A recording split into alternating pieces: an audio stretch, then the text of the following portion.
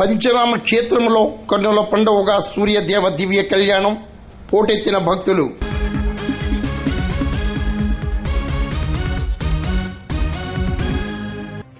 యావత్ భారతదేశంలోని పంచరామ క్షేత్రంగా ప్రసిద్ధి చెందిన కాకినాడ జిల్లా సామర్లకోటలో సూర్యనారాయణమూర్తి దివ్య కళ్యాణం మంగళవారం కన్నుల పండువగా జరిగింది.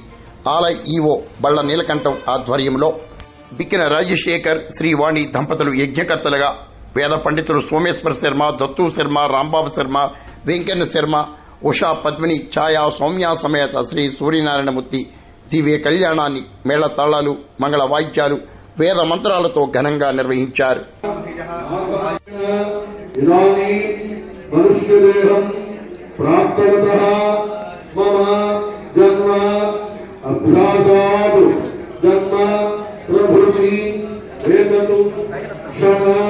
పర్యంతం మధ్య